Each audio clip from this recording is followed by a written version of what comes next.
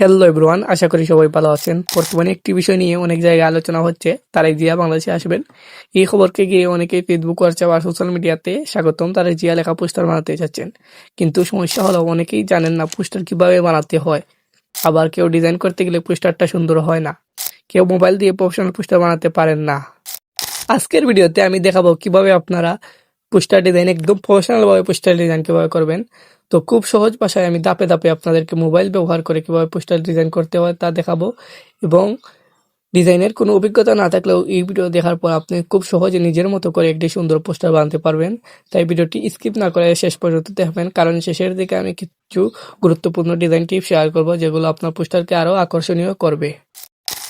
PLP ফাইলটি আপনারা description থেকে ডাউনলোড করার পর পিক্সেল অ্যাপসে চলে যাবেন। পিক্সেল অ্যাপসে চলে যাওয়ার পর এখান থেকে আপনারা ওকে করে দিবেন। তারপর উপরে কোনায় থ্রি ডট আইকনে ক্লিক করে নেবেন। উপরে থ্রি ডট আইকনে ক্লিক করার পর আপনার সামনে অপশন আসবে, তো ওখান থেকে ওপেন পিএলপি ফাইলে ক্লিক করবেন। ওপেন পিএলপি ফাইলে ক্লিক করার পর আপনার সামনে পিএলপিগুলো চলে আসবে। তো ওখান থেকে আপনি উপরে যখন পিএলপি ফাইল বা যে কোনো জায়গায় থাকবে আপনি একটু বের করে সেটার উপর ক্লিক করবেন। ক্লিক করার পর আপনার সামনে পিএলপি ফাইলটি ওপেন হয়ে যাবে। তারপর আপনি আপনার মতো কাস্টমাইজ করতে পারবেন। এখান থেকে আপনি ফটো, টেক্সট সবকিছু যা কিছু আছে পিএনজি সহ সবকিছু আপনি রিপ্লেস করতে পারবেন, অর্থাৎ চেঞ্জ করতে পারবেন। তো আপনি এখান থেকে যদি ফটো চেঞ্জ করতে পারেন, রিপ্লেসে ফটোর উপর ক্লিক করে রিপ্লেসে ক্লিক করে আপনি গ্যালারি থেকে ইমেজ দিতে পারবেন। এখান থেকে আপনি সবকিছু আপনার মতো রিপ্লেস করতে পারবেন।